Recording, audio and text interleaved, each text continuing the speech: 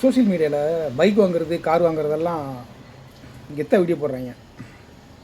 சாதாரண மனிதர்களும் இந்த டிவி சீரியல் நடிக்கிறவங்க, சினிமா நடிக்கிறவங்கெல்லாம் வீடியோ போடுறாங்க.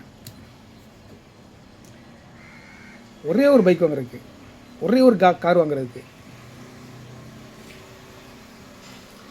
ஒரு பைக் வாங்குறதுக்கு, ஒரு கார் வாங்குறதுக்கே இவ்வளோ பில்டப் கொடுத்து வீடியோ போடுறீங்களே.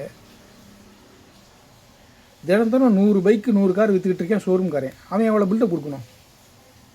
தினம் 1000 பைக்கு 1000 கார் விற்றுக்கிட்டு இருக்கான் அந்த பைக் கம்பெனி முதலாளி, கார் கம்பெனி முதலாளி. அவங்க எவ்வளோ பில்டப் கொடுக்கணும்? அவங்க என்றைக்காவது பில்டப் கொடுத்து வீடியோ போட்டிருக்காங்களா?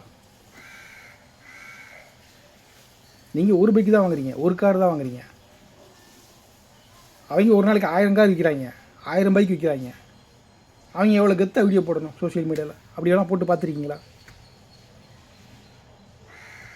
எதுக்கு?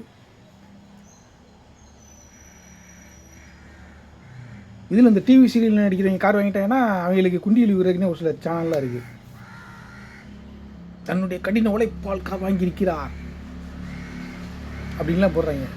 நாங்கள் மட்டும் என்ன கள்ளக்கடத்தில் பண்ணி பைக் வாங்குறோம்? என்ன கிடையாது,